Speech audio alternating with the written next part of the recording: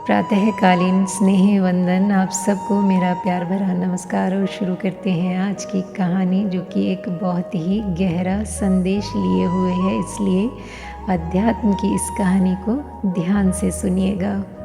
साधु हुआ, उसके पास एक दिन एक व्यक्ति आया, उसकी कोई उलझन थी, तो उसने कहा कि यह उलझन मेरी आप हल कर दें।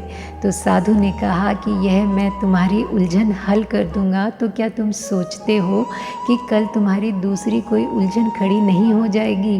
तो वह बोला कि कैसे मैं यह सोच सकता हूँ कि नहीं खड़ी होगी, जीवन तो उलझन है। साधु ने कहा कि कल तुम फिर आओगे, फिर मैंने तुम्हारी उलझन ठीक कर दी, फिर तीसरे दिन क्या होगा? फिर आज मैं हूँ, कल मैं समाप्त हो जाऊँगा, तो तुम्हारी उलझन कौन समाप्त करेगा? तो उस साधु ने कहा कि अच्छा हो कि तुम उलझन का समाधान मुझसे मत मांगो, मुझसे वह अंतर्दृष्टि मांगो जिससे सारी उलझनें सुलझाने की स्वयं क्षमता मिल जाती है।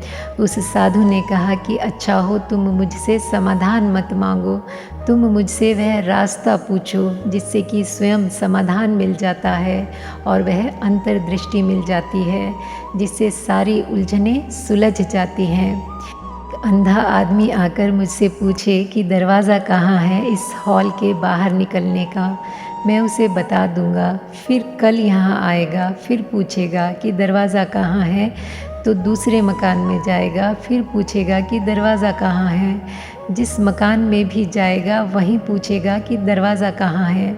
अगर मेरी अनुकंपा उस पर पूरी हो तो मुझे उसे दरवाज़ा नहीं बताना चाहिए, मुझे उसे आँख ठीक करने का उपाय बताना चाहिए। दरवाज़ा बताने से क्या फ़ायदा होगा? दरवाज़ा बताना विचार देना है और आँख ठीक करना विवेक देना है।